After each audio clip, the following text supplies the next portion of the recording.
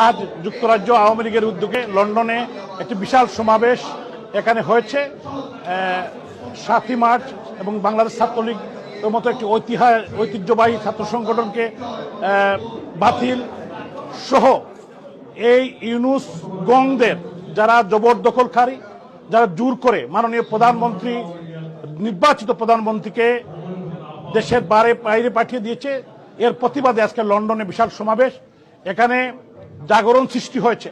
অতীতের প্রত্যেকটি আন্দোলনে যুক্তরাজ্য থেকে জোর দাবি জানানো হয়েছিল, আন্দোলন সংগ্রামকে গতিশীল করা হয়েছিল এবং এখানে প্রবাসীদের নেতৃত্বেই মহান মুক্তিযুদ্ধে প্রবাসীরা ঝাঁপিয়ে পড়েছিলেন জাতির পিতা বঙ্গবন্ধু শেখ মুজিবুর রহমানের ডাকে।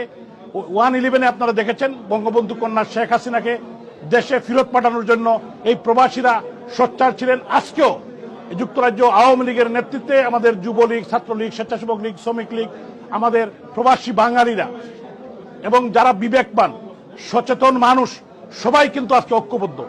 এই যে ডক্টর ইউনুস গং যারা আজকে বাংলাদেশের মানুষের অধিকার হরণ করছে, বাত এবং বুটের অধিকার হরণ করছে, তারা নির্বাচন নিয়ে কোনো কথা না বলে তারা সংস্কারের কথা বলে আজকে হাজার হাজার মানুষকে হত্যা করছে, মানবাধিকার লঙ্ঘন করছে, মা বোনদের গায়ে হাত দিচ্ছে।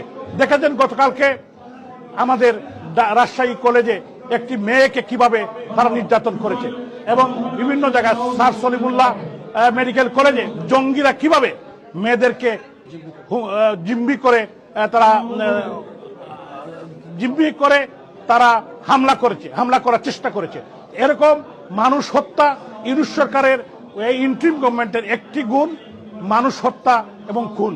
আজকে কিন্তু সারা বাংলাদেশের মানুষ কিন্তু ফুঁসে উঠেছে, মানুষ বলতে শুরু করেছে আমরা আগেই ভালো ছিলাম।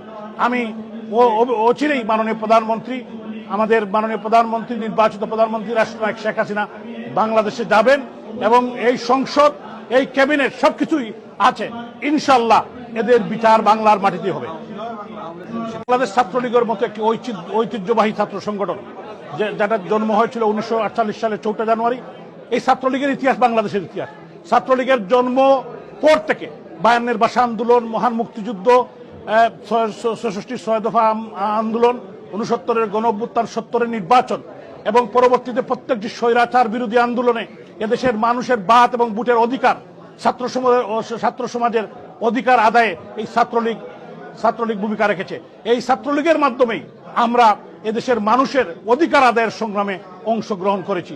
এটা বঙ্গবন্ধুর আদর্শের সংগঠন, জননেত্রী শেখ হাসিনার সংগঠন।